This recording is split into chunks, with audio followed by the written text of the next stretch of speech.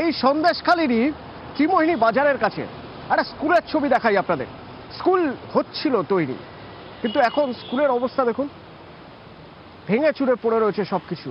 হ্যাঁ, স্কুলে ভাঙচুর হয়েছে। কেন ভাঙচুর হয়েছে জানেন? অভিযোগ এই শিবু হাজরা, উত্তম সর্দাররা নাকি জলা জমি বুঝিয়ে সেখানে স্কুল তৈরি করছিলেন। আমার সঙ্গে জিয়াউল রয়েছেন। জিয়াউল, কতদিন ধরে এই স্কুল তৈরি করা হচ্ছিল, মানে কতদিন ধরে জলা জমি বোঝানো হচ্ছিল, এবং স্বাভাবিকভাবেই মানুষ নিশ্চয়ই আতঙ্কে ছিলেন বলে কিছু বলতে পারেননি, কিন্তু অভিযোগটা কি?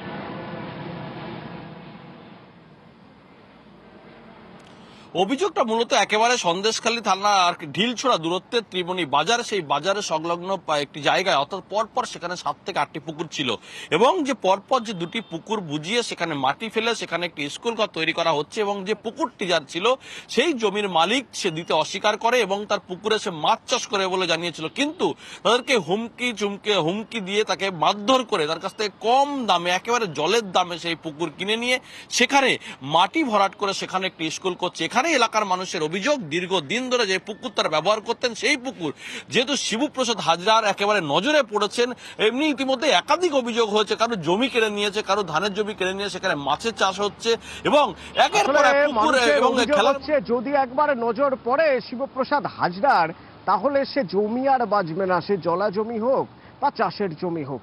শুনুন কি বলছেন, কি অভিযোগ উঠছে। জলাশয়, হ্যাঁ, পরপর পুকুর ছিল। ওই পুকুরটা যাদের নামে জলাশয়টা ছিল তাদেরকে অল্প কিছু টাকা দিয়ে ওনারা ভরাট করে স্কুল করত। নামটা ডুবিয়ে দিচ্ছে চামুন্ডরা। এই তো শিবু হাজরা, উত্তম সর্দার, শাহজাহান শেখ। হ্যাঁ, এটা শিবু হাজরা করছিল। একজনের পুকুর ছিল, সেইখানে নিয়ে নিয়েছে। একা থাকি, স্বামী থাকে না, ওই জন্য আমি বলতে চাইছি না সামনে।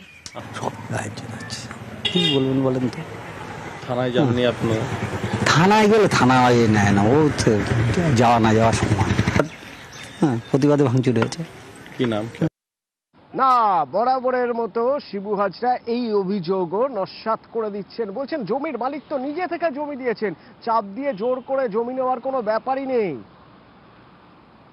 আমি কোনো অন্যায় কাজের সাথে যুক্ত নই, কোনোভাবে অন্যায় কাজ করিনি, কোনো জোর করে কোনো দখল করিনি, কোনো মানুষের উপর অত্যাচার করিনি, কোনো মানুষকে ভয় দেখাইনি। আমি একজন প্রার্থীর নেতৃত্ব, সন্দেশখালী 2-এর ব্লক প্রেসিডেন্ট। আমি সর্বক্ষণ সাধারণ মানুষের কাজ করে থাকি।